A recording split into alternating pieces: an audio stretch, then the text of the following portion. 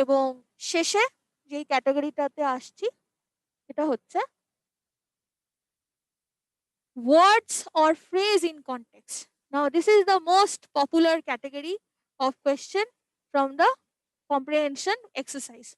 সবাই এইটা এক্সপেকটেশনে থাকে যে আমি সিনোনিম অ্যান্টোনিম পুরো প্যাসেজের কোয়েশ্চেন যদি আমি নাও করে আসতে পারি, আমি কি করব, আমি সিনোনিম অ্যান্টোনিম বেসড কোয়েশ্চেন তো অবশ্যই দুটো পাই কি চারটে পাই ওইটা শিওর শট।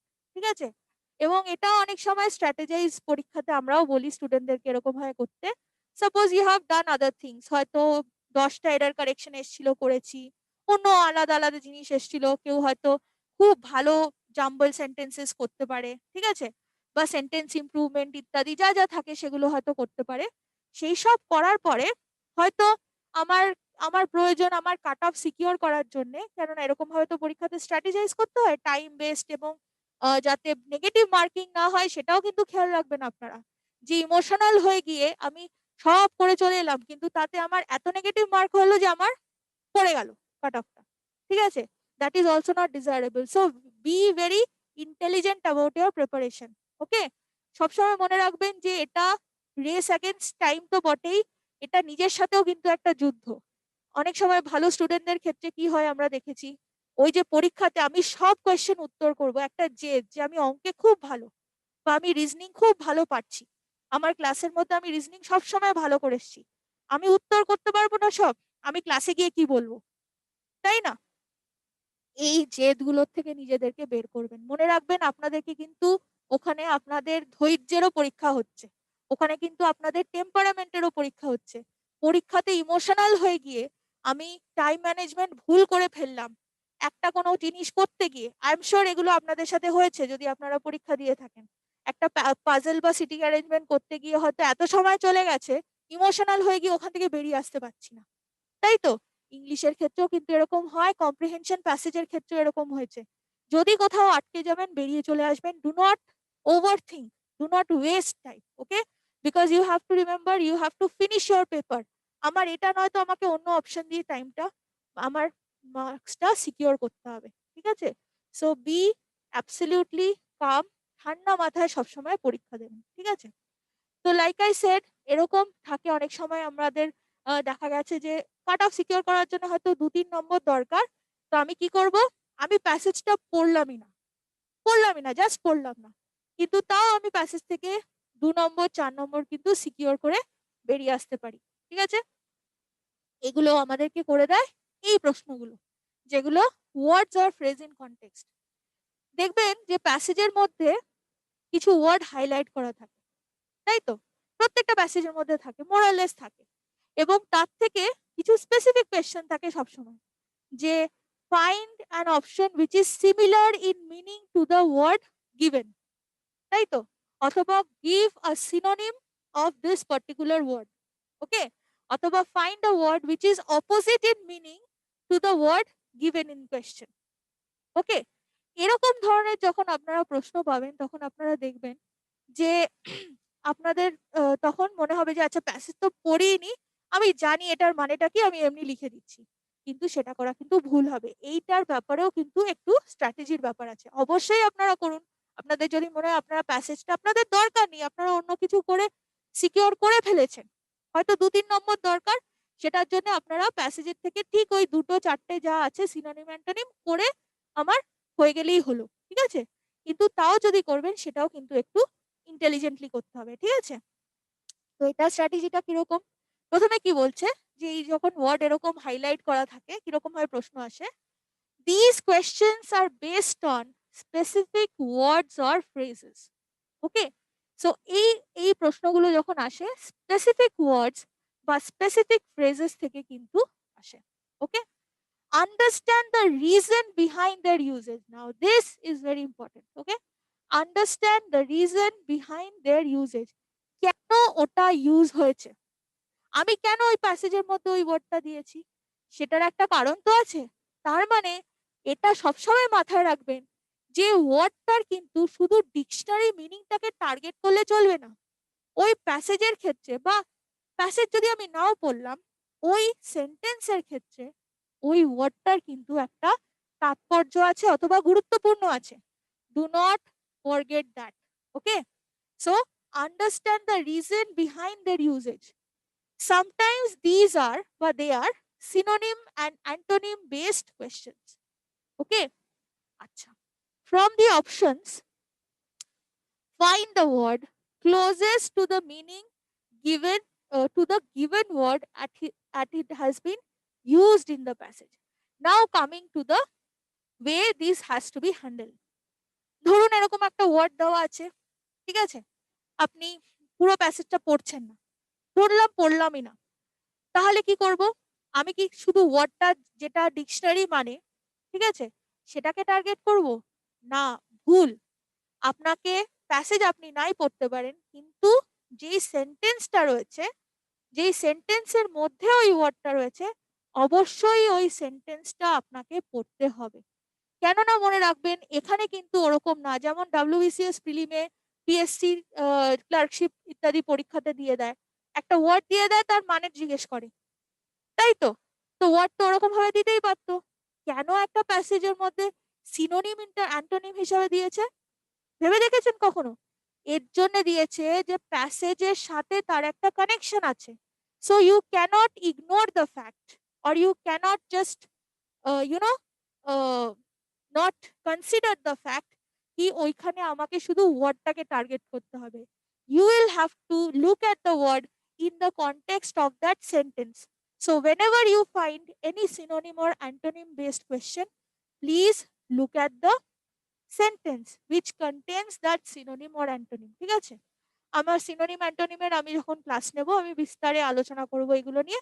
বাট আজকে যেহেতু কম্প্রেহেনশন করছি, কম্প্রেহেনশন পয়েন্ট অফ ভিউ থেকে আমি এইটুকুই বললাম যে ওখানেও কিন্তু আপনাদেরকে যে সেন্টেন্সের মধ্যে ওটা আছে সেটাকে কিন্তু টার্গেট করতে হবে। ঠিক আছে? এইবারে ব্যাপার হচ্ছে যে তাহলে সেন্টেন্সের কনটেক্সটে কি হচ্ছে সেটা তার মিনিং।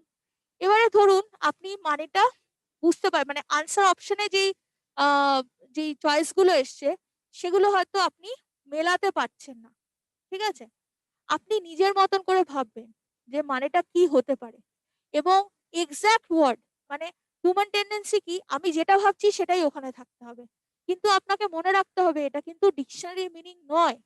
এখানে যদি বলতো তাহলে তো বলতো হোয়াট ইজ দ্য মিনিং, যেমন ওই যে বললাম one one question, one word one question যেগুলো থাকে WBCS, তারপরে ক্লার্কশিপ পরীক্ষাতে, যে একটা ওয়ার্ড দেওয়া আছে তার সাথে চারটে মানে দেওয়া আছে, তাই তো, দিয়ে বলেছে কোনটা কারেক্ট বলুন, কিন্তু এখানে কিন্তু সেটা চাইছে না।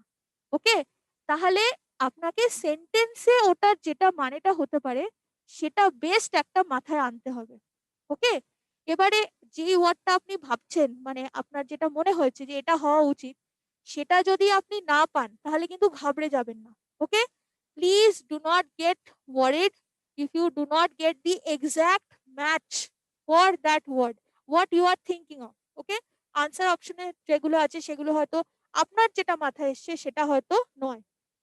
এবারে তখন আপনাকে কি করতে হবে, আপনি যেটা মানেটা বুঝেছেন সেটার সাথে কাছাকাছি যায় এমন একটা কোনো ওয়ার্ড আপনাকে চুজ করতে হবে।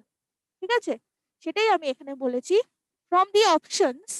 ঠিক আছে, answer options, that is find the word closest to the meaning to the given as it has been used in the passage. As it has been used in the passage, this is one very important thing you just cannot ignore. Okay, so please remember this. যখনই synonym based antonym based কোনো একটা কিছু আসবে সবসময় কিন্তু ওটা মাথায় রাখতে হবে। ওকে, আচ্ছা,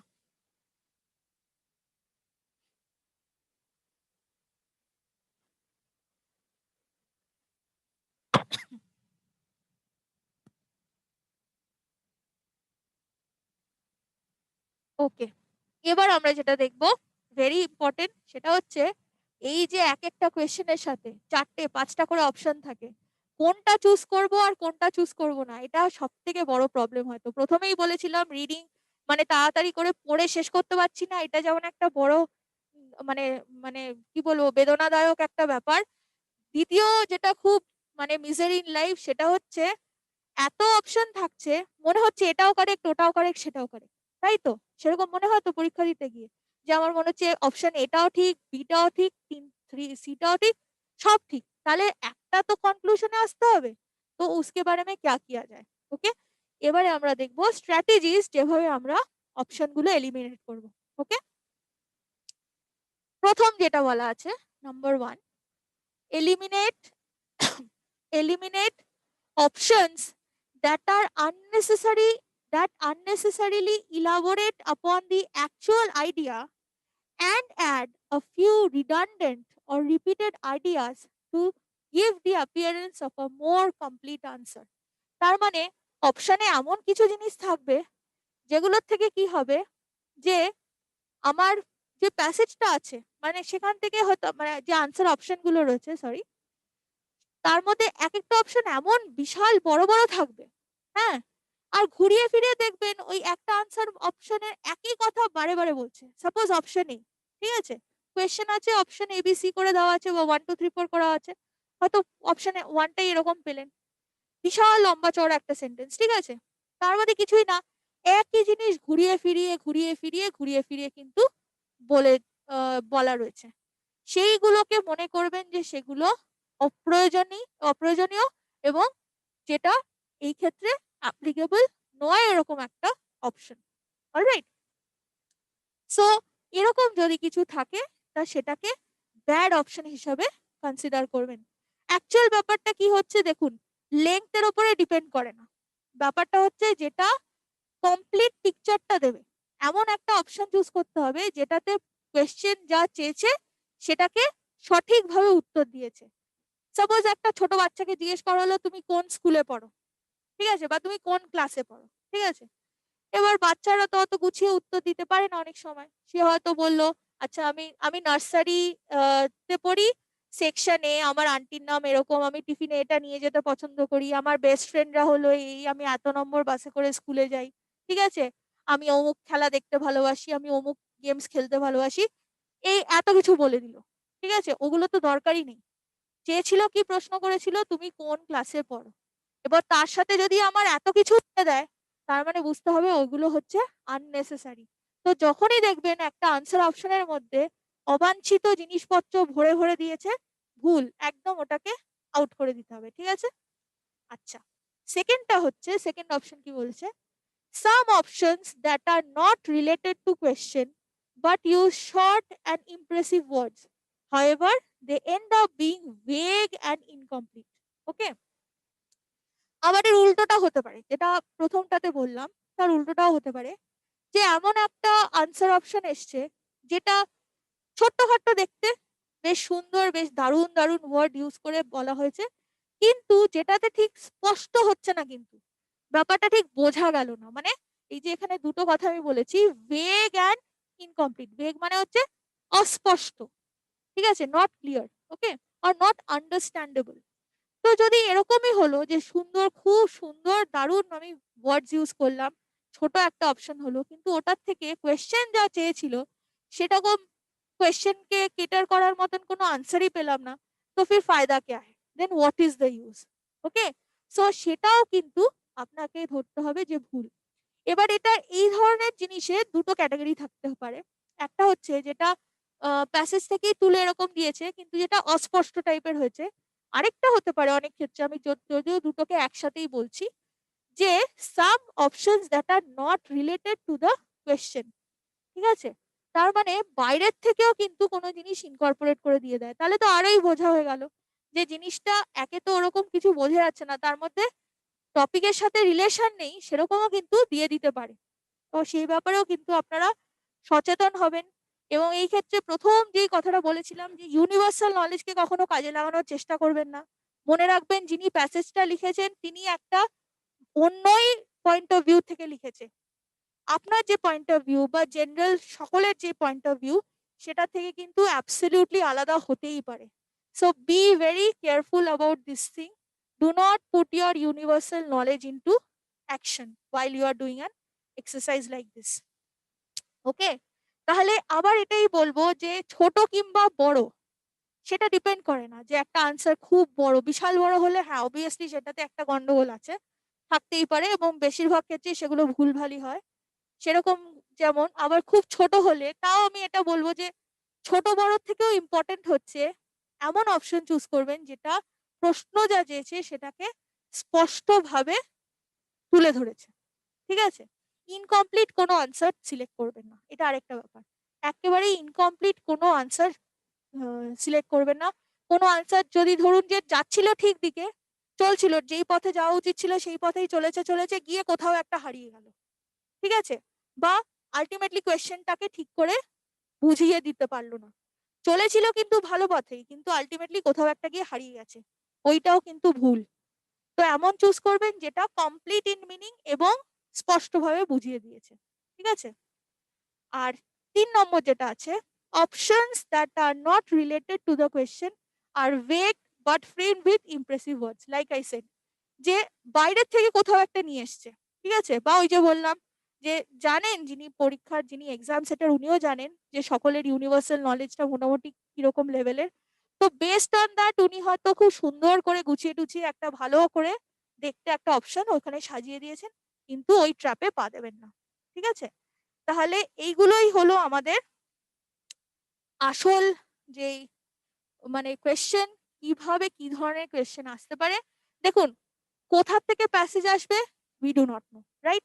তো ওরকম ভাবে কি কি ধরনের কোয়েশ্চেন আসতে পারে এটা একটা ব্রড ওভারভিউ, বাট ট্র্যাডিশনালি এত পরীক্ষা রকমের পরীক্ষার থেকে আলটিমেটলি এইরকম কিছু ট্র্যাডিশনাল কোয়েশ্চেন্স আসে, এবং যেভাবে কোয়েশ্চেন তৈরি হয় তার মধ্যে এই স্ট্র্যাটেজিগুলোকে যদি আপনারা মাথায় রাখেন, ঠিক আছে, তাহলে স্পষ্টভাবে কিন্তু আপনারা বিচার করতে পারবেন, সেইভাবে কিন্তু আপনাদের উত্তরগুলো সঠিক হওয়ার তাহলে চান্সেস খুব high.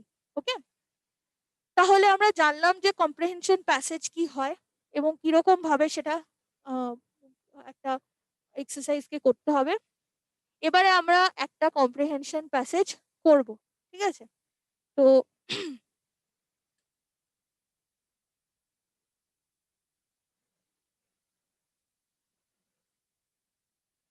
now we are going to look at a comprehension passage which actually came for an examination. ঠিক আছে, পরীক্ষা তো অনেকই হচ্ছে, অনেকেই অনেক রকম পরীক্ষা দিচ্ছেন। সো আই থট এরকম একটা জিনিস আপনাদের জন্য ভালো হতে পারে, ইনফরমেটিভ হতে পারে। আপনারা অফকোর্স, লাইক আই সেড, যেই ধরনের পরীক্ষা দিচ্ছেন, stick to preparing yourself from those kind of question banks and all. ওখানে যেই ধরনের কম্প্রিহেনশন প্যাসেজগুলো এসেছেন সেগুলো আপনারা on a regular basis practice করতে থাকবেন, ঠিক আছে? But this was a very interesting passage এবং ছোট এবং খুব effective, that's why I have chosen this one. Okay, এইটা এসএসসি সিজিএল এর প্রিলিমিনারি পরীক্ষাতে, এসএসসি সিজিএল এ আবার প্রিলিতে কম্প্রিহেনশন প্যাসেজ থাকে। ওকে, সো টায়ার 1 পরীক্ষায় এসএসসি সিজিএল এর 2016 এই প্যাসেজটা এসেছিল। Alright, there were 4 questions. আচ্ছা, কি বলেছে? Directions in question number 1 to 4, you have a brief passage with 4 questions following it. Read the passage carefully and choose the best answer to each question out of the 4 alternatives. তার মানে ওই passage পড়তে হবে, 4টে কোয়েশ্চেনের উত্তর দিতে হবে। ওকে, এবারে আমি প্যাসেজটা পড়ছি এবং একটু এক্সপ্লেন করতে থাকছি। আপনাদের যদি কোথাও ডাউট হয়, এই যে আমি পড়বো বোঝাবো আর কি, প্লিজ লেট মি নো। আর আমি প্যাসেজটা একবার পরেই আপনাদেরকে বলে দিচ্ছি, অবভিয়াসলি আপনারা যখন পরে পড়বেন বা এই ভিডিওটা তো আপনারা ডেফিনেটলি বাড়ি গিয়ে আরেকবার দেখবেন, তখন চেষ্টা করবেন প্যাসেজটাকে দুবার যেরকম ভাবে বললাম সেরকম ভাবেই এই প্যাসেজটাকে ওরকম ভাবে পড়ে বুঝে করার। কি বলছে? Every profession or trade, comma, every art and every science has its technical vocabulary, the function of which is to partly designate things or processes which have no names in ordinary English, and partly to secure greater exactness in nomenclature. Okay, কি বলছে এইটুকু পড়ে যতটুকু বোঝা যাচ্ছে আর কি, যে প্রত্যেক প্রফেশনে, প্রত্যেক ট্রেডে, মানে যে কোনো জীবিকা বা অকুপেশন বলতে পারেন, বা ট্রেড মানে ব্যবসা বাণিজ্য ইত্যাদির ক্ষেত্রে, বা কোনো form of art, every art মানে হচ্ছে every field of art or every discipline of art. Okay, বা science, every branch of science, মানে সায়েন্সেরও তো অনেক প্রকারভেদ আছে, লাইফ সায়েন্স হতে পারে, ফিজিক্যাল সায়েন্স হতে পারে, কেমিস্ট্রি, বায়োলজি, এবং তার মধ্যেও আরো কত সাবডিভিশনস আছে, ফিজিক্সের হয়তো মেকানিক্স, ইলেকট্রনিক্স, কত রকম পার্ট। তো প্রত্যেকটা জনরা যদি বলেন, অথবা field or area of science or arts or trade or occupation, এই প্রত্যেকটা ক্ষেত্রেই কিন্তু স্পেসিফিক কিছু টেকনিক্যাল ভোকাবুলারির ইউজ হয়। What is vocabulary? Vocabulary basically হচ্ছে words or set of words, যেটা কেউ, যার একজনের যেই নলেজ অফ ওয়ার্ডস আছে সেটাও হতে পারে তার ভোকাবুলারি। তো টেকনিক্যাল এরকম ভোকাবুলারি কিছু ইউজড হয় স্পেসিফিক ক্ষেত্রে। তার মানে ধরুন ট্রেড অ্যান্ড কমার্স রিলেটেড যদি কোনো ব্যাপার আছে, ওখানে আমরা কিছু সেরকম ধরনের ওয়ার্ডস ইউজ করব। যেমন যারা ধরুন এই যে বিজনেস অ্যাক্টিভিটিস এর সাথে যুক্ত, তারা অ্যাসেটস, লাইবিলিটিস, এই ধরনের টার্মস গুলো ইউজ করেন, তাই তো? তো এগুলো হচ্ছে ওই এরিয়া স্পেসিফিক টেকনিক্যাল ওয়ার্ডস। আবার ধরুন আর্টের যত রকমের ফর্ম আছে, তার মধ্যে থেকেও এক একটা করে যদি আমরা ধরি, ধরুন একটা ফর্ম অফ মিউজিক আছে, ঠিক আছে? তো মিউজিকের যে কিছু ওয়ার্ড, যে সরগম বললাম, ঠিক আছে, বা অন্য রকমের কিছু, এই যে বললাম সরগম কথাটা, এটা হচ্ছে ডিসিপ্লিন অফ আর্টস, মানে মিউজিক থেকে এই কথাটা এসছে, তাই তো? তো প্রত্যেকটা এরকম আর্ট, সায়েন্স, প্রফেশন ইত্যাদি যা যা আছে, সেগুলোর ওই সাবজেক্ট বেসড কিছু টেকনিক্যাল ওয়ার্ডস থাকে। ওকে, এবং এগুলো কেন থাকে? The function of which is partly to designate or processes things or processes which have no names in ordinary English. কেন থাকে? বিকজ এগুলো তো সাধারণ লোকের বলার জিনিস না, যে আমরা রোজকার যেরকম কথাবার্তায় যে ওয়ার্ডগুলো ইউজ করছি, these are not those kind of words. এগুলো ফিল্ড স্পেসিফিক ইউজ, তাই তো? এবং ওর জন্যেই, যাতে অমুক ফিল্ডের লোকেরা এগুলোকে বুঝতে পারেন বা এগুলো নিয়ে চর্চা করতে পারেন, তার জন্য কিন্তু এইগুলো তৈরি করা হয়েছে বা রাখা হয়েছে। ওকে, সেটার একটা কারণ হচ্ছে যে সো দ্যাট, এই যে যেরকমটা বললাম, যে ইংলিশ ল্যাঙ্গুয়েজে যেহেতু আলাদাভাবে, মানে একত্রিত ভাবে এগুলোর ব্যবহার হয় না, তাই এটার জন্য সাবজেক্ট স্পেসিফিক ভোকাবুলারি তৈরি করা হয়েছে। আর আরেকটা কারণ হচ্ছে partly to secure greater exactness in nomenclature. Nomenclature মানে হচ্ছে একটা কোনো পার্টিকুলার ফিল্ড ধরে ধরে যখন আমরা এরকম ওয়ার্ডকে অ্যাসাইন করতে থাকি, ঠিক আছে, যে আমার বায়োলজির মধ্যে ওয়ার্ডস লাইক অ্যানাটমি, ঠিক আছে, অথবা স্পিসিস, জেনেটিক্স, এই ধরনের ওয়ার্ডগুলো আমি দিতে থাকবো। ব্রডার হেডিংটা হচ্ছে বায়োলজি, তার মধ্যে জেনেটিক্স, এভলিউশন, অ্যানাটমি, এরকম ধরনের ওয়ার্ডগুলো আমি পুট করতে থাকবো, তাই তো? এটা হবে ওর নমেনক্লেচার, মানে ওই ফিল্ড স্পেসিফিক ওয়ার্ডকে একটা জায়গায় প্লেস করতে থাকা, বা একটা ওরকম লিস্ট তৈরি করা, বা ওয়ার্ডগুলোকে একত্রিত করা, সেই জিনিসটাকেই নমেনক্লেচার বোঝায়। এবং ওই নমেনক্লেচারে যাতে একটা এক্সাক্টনেস থাকবে, যাতে থাকে আর কি, যে অমুক একটা ওয়ার্ড মানে এটা, এটা একটা পার্টিকুলার কনসেপ্ট বা আইডিয়া থেকে এসছে, ওই অ্যাকিউরেসিটা মেনটেন করার জন্য কিন্তু, বা ওই এক্সাক্টনেসটা মেনটেন করার জন্য কিন্তু এরকম ভাবে টেকনিক্যাল ওয়ার্ডস তৈরি হয়। ওকে, তারপরে কি বলছে? সাচ স্পেশাল ডায়ালেক্টস, ডায়ালেক্টস মানে হচ্ছে কোনো একটা জায়গার বিশেষ ভাষা, অ্যান্ড জার্গনস, জার্গনসও তাই, মানে জার্গনস মানে হচ্ছে আমরা যেগুলো সাধারণত যেই কথাগুলো মানে এই যে বলি না কলোকিয়াল ল্যাঙ্গুয়েজ, বা যেগুলো আমাদের চলতি ভাষা যেগুলো হয়, ঠিক আছে? তো এক একটা রিজিয়ন স্পেসিফিক, আমরা যখন কোথাও কোনো একটা জায়গার কথা বলছি, জিওগ্রাফিক্যাল লোকেশন হিসেবে আমরা দেখেছি তো ডায়ালেক্ট চেঞ্জ হতে থাকে, মানে এক একটা রিজিয়নের এক একটা ডায়ালেক্ট থাকে। কিন্তু এখানে আমরা রিজিয়নের কথা বলছি না, এখানে আমরা এরিয়া অফ কোনো টেকনোলজি বা সায়েন্স বা আর্টস ইত্যাদির কথা বলছি। তো সেই এরিয়াতে যেই পার্টিকুলার ডায়ালেক্ট বা জার্গনস, সেগুলোর কথা বলা হচ্ছে, আর necessary in technical discussions of any kind, মানে সেই ভিত্তিক যখন কোনো টেকনিক্যাল আলোচনা হবে, যাতে ওই পার্টিকুলার ওয়ার্ডগুলো দিয়ে খুব ইজিলি সেই নিয়ে আলোচনা করা যায়, তার জন্য এই ওয়ার্ডগুলো তৈরি করা হয়। Being universally understood by the devotees of the particular science or arts, they have the precision of a mathematical formula. এবং যে মুহূর্তে এই ওয়ার্ডগুলো তৈরি হয়ে গেল, তখন কি হবে? হয়তো আমেরিকাতে বসে একটি ছেলে বায়ো হয়তো কোনো একটা জিনিস নিয়ে, সাপোজ ন্যানো টেকনোলজি নিয়ে চর্চা করছে, ঠিক আছে। আবার ইন্ডিয়াতেও একজন সেটা নিয়েই চর্চা করছে, একটা পার্টিকুলার জিনিস নিয়ে। তো আমেরিকাতে যিনি আছেন তিনি যেমন জানেন যে ওই ওয়ার্ডের ওই জিনিসটার তাৎপর্য কি, এখানেও যিনি কাজ করছেন উনিও জানেন। তার মানে ওই একটা ওয়ার্ড ওই ফিল্ড স্পেসিফিক বানিয়ে দিলে কি হবে, ইউনিভার্সালি যারাই ওটা নিয়ে কাজ করবেন বা চর্চা করবেন ইত্যাদি করবেন, তারা ওই জিনিসটাকে সঙ্গে সঙ্গে রিলেট করে নিতে পারবেন। এবং এরকম কোনো একটা স্পেসিফিক জিনিসের টার্ম চলে আসলে যেটা হয় আর কি, যে আমি একদম প্রিসাইসলি ওই জিনিসটার কথাই বলে দিতে পারবো। যে কারণে ম্যাথমেটিক্যাল ফর্মুলার কথা বলা হয়েছে, যে they have a precision of a mathematical formula. আমরা ম্যাথমেটিক্যাল ফর্মুলা কেন ইউজ করি, যাতে আমরা অ্যাকিউরেট আনসারে আসতে পারি, তাই তো। ঘুরিয়ে পেঁচিয়ে ডিরাইভ করে করতে গেলে তো অনেক সময় লাগবে, ভুল হতেও পারে ঠিক হতে পারে, তাই না। কিন্তু আমাদের যে ফর্মুলাগুলো থাকে সেটাতে প্লেস করে দিলে একদম শিওর শট, তাহলে আর আমাদের ভুল হওয়ার কোনো চান্স নেই, তাই তো। সেরকমই এই এই ওয়ার্ডটার একটা, এরকম ওয়ার্ডের একটাই তো মানে, বা একটাই স্পেসিফিক ইউজ। হ্যাঁ, তো ওইটা বলে দিলেই মানে আমিও বুঝে গেলাম, আমেরিকাতে বসে সেও বুঝে গেলেন, আরেকজন অন্য জায়গায় আছেন তিনিও সেখানে বুঝে গেলেন। তো আমরা ওই ডিসিপ্লিনের মধ্যে পড়ছি বলে আমরা ওই ওয়ার্ডটাকে রিলেট করতে পারবো, ইউজ করতে পারবো, ঠিক আছে।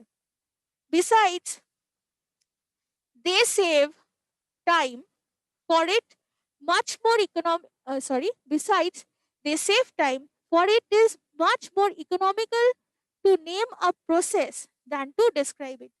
এবং যেটা বললাম আর কি, যে একটা জিনিসের একটা পার্টিকুলার নাম যদি আমাদের জানা থাকে, তাহলে প্রত্যেকবার ওই পুরো জিনিসটাকে বোঝাতে হচ্ছে না, ঠিক আছে। ওই ওয়ার্ডটা বললেই আমি জানি আমি কি বললাম, যিনি ওই ফিল্ডে কাজ করছেন উনিও জানেন যে ওই জিনিসটা কি হবে। মানে আমি যদি বলি রেডিও অ্যাক্টিভিটি, আমি জানি রেডিও অ্যাক্টিভিটির মানে কি। আরেকজনকে যদি বলি যে রেডিও অ্যাক্টিভিটি, তিনিও জানেন ওই জিনিসটার মানে কি, তাই তো। তো আমিও বুঝে গেলাম, উনিও বুঝে গেলেন, তাহলেই হয়ে গেল আমাদের কাজ সার্থক। তারপরে কি বলছে, thousands of these technical terms are very properly included in every large dictionary, yet as a whole they are rather on the outskirts of English language than actually within its borders.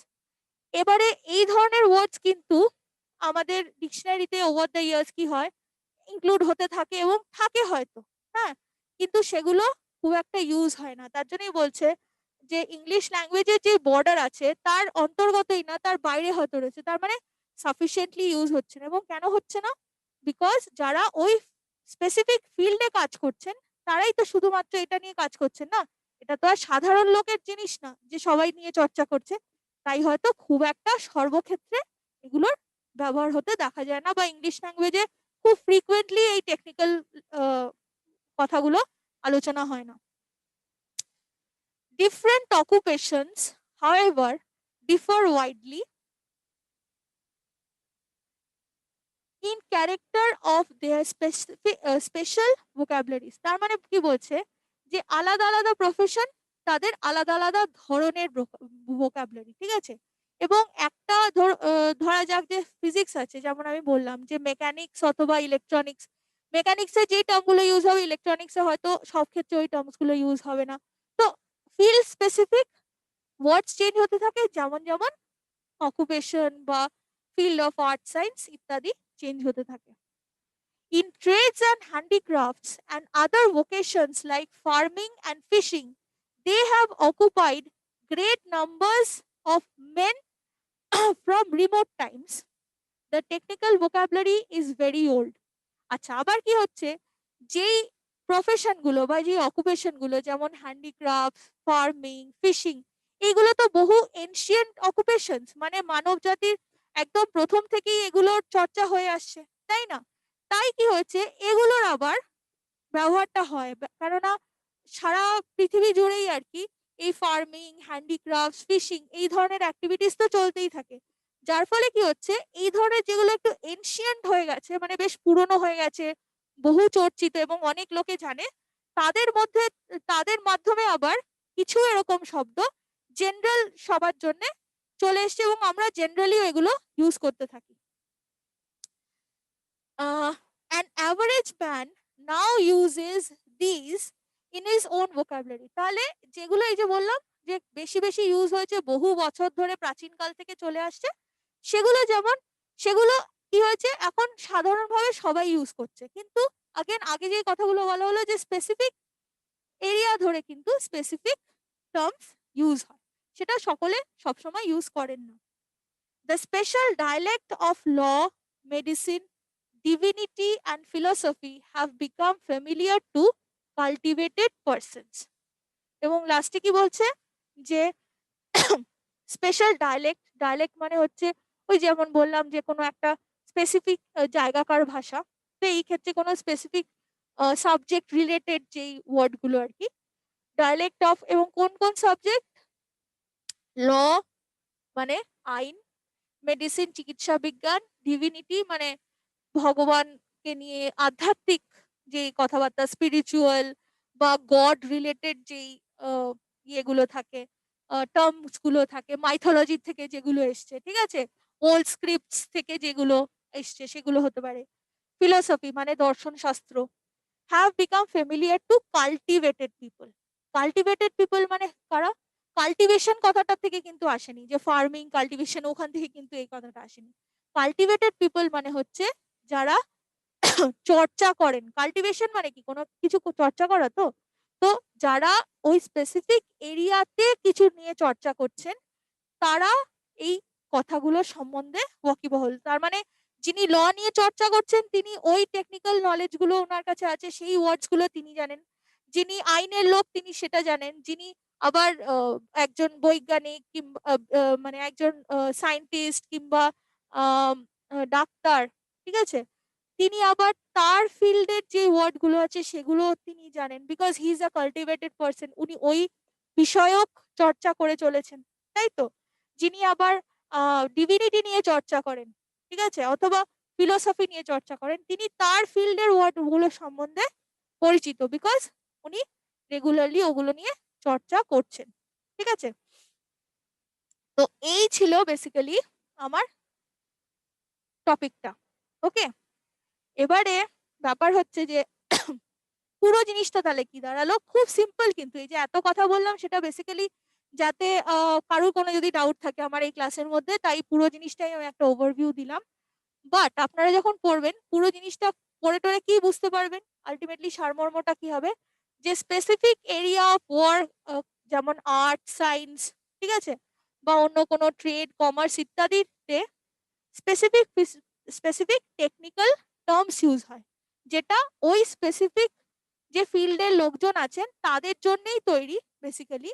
তারা যাতে universally ওইগুলো নিয়ে চর্চা হতে পারে, সেগুলো যাতে universal documentation হতে পারে, সেই সব মাথায় রেখেই করা হয়েছে, সো দ্যাট তারা সেটা নিয়ে একটা সেটার ওটা পার্মানেন্টলি একটা থেকে গেল, ডেজিগনেটেড হয়ে গেল, যে এই ওয়ার্ডগুলো অমুক লাইন মানে এরিয়া অফ আর্ট সায়েন্স ইত্যাদির জন্য স্পেসিফাইড। এরকম করে করে কিন্তু ডেজিগনেট করা হয়। ডেজিগনেট করা হয় মানে যে কোনটা কোথায় বসবে সেগুলোকে প্লেস করা, ঠিক আছে। এবং তার ফলে যেটা দেখা যাচ্ছে যে এই ওয়ার্ডগুলো যেগুলো খুব একদম মানে খুব স্পেসিফিক্যালি মানে সেই সমস্ত মানুষদের জন্যই তৈরি করা, সেই ওয়ার্ডগুলো হয়তো জেনারেলি সকলে সাধারণভাবে ব্যবহার করছেন না। আবার কিছু কিছু ওয়ার্ড ওভার দ্য ইয়ার্স প্রচুর ইউজ হতে হতে হতে হতে আমাদের সাধারণ ভাষার মধ্যে মিশে গেছে, ঠিক আছে। তো এই হচ্ছে মূলত পুরো জিনিসটা, ঠিক আছে।